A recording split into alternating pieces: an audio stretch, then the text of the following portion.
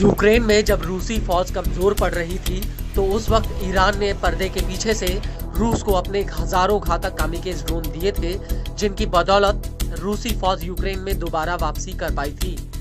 Drones के अलावा Iran पर रूस को मिसाइलें और गोला बारूद सप्लाई करने का आरोप भी लगा था, लेकिन ईरान ने कभी सामने से इन्हें नहीं माना और अब उत्तर कोरिया के तानाशाह किम जोंग उन ने रूस के कुर्स्क में यूक्रेन के खिलाफ लड़ने के लिए अपने 10,000 से ज्यादा सैनिक भेज दिए हैं, जिनकी पुष्टि अमेरिकी रक्षा मंत्रालय ने कर दी है। लेकिन इस सब के बीच एक बहुत बड़ा खुलासा हुआ है जो अमेरिका और इजराइल के लिए बहुत बड़ी आफत बन सकता है।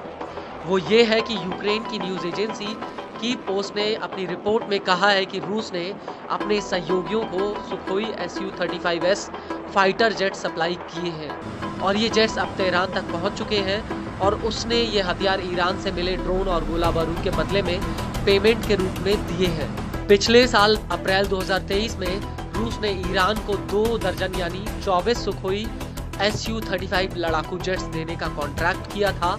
हालांकि इससे पहले ये जेट्स मिस्र खरीद रहा था क्योंकि मिस्र ने रूस के साथ $2 अरब की डील की थी, लेकिन बाद में मिस्र ने अमेरिका के डर से ये डील तोड़ दी थी। लेकिन मौके का फायदा उठाकर ईरान ने ये जेट्स रूस से खरीद लिए।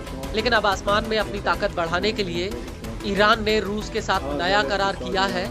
दरअसल रूस ने ईरान को सुखोई 35 की मैन्युफैक्चरिंग तेहरान में करने का लाइसेंस दे दिया है। की पोस्ट के मुताबिक ईरानी पत्रकार हयाल मोआइजिन ने यह जानकारी दी है।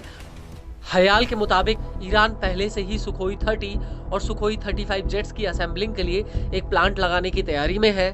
हालांकि शुरुआती तौर पर ईरान को पहले से ही मैन्युफैक्चरिंग सब सिस्टम्स, उपकरण और अन्य उपकरण लोकल असेंबलिंग के लिए मिलेंगे। वहीं दूसरी तरफ इजराइल के मेजुजा टेलीग्राम के मुताबिक रूस ने ईरान को 72 सुखोई 35 जेट्स की मैन्युफैक्चरिंग का लाइसेंस दिया है।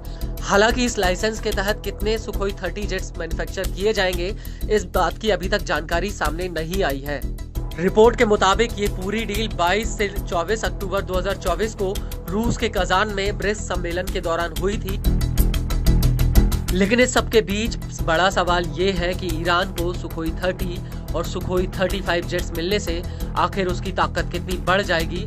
तो आपको बता दें कि ये दोनों ही जेट्स बेहद ही ताकतवर हैं और इनके लोकल प्रोडक्शन से ईरान को हथियारों के लिए बाहरी कंपनियों पर निर्भर नहीं होना पड़ेगा। लेकिन इससे भी अहम बात यह है कि सुखोई 30 और सुखोई 35 जेट्स सबसे ज्यादा एडवांस और बहुउद्देशीय जेट्स हैं। इन दोनों को ही रूस के सुखोई 27 से बनाया गया है। नाटो के पास ऐसे ही फ्लैंकर जहाज हैं।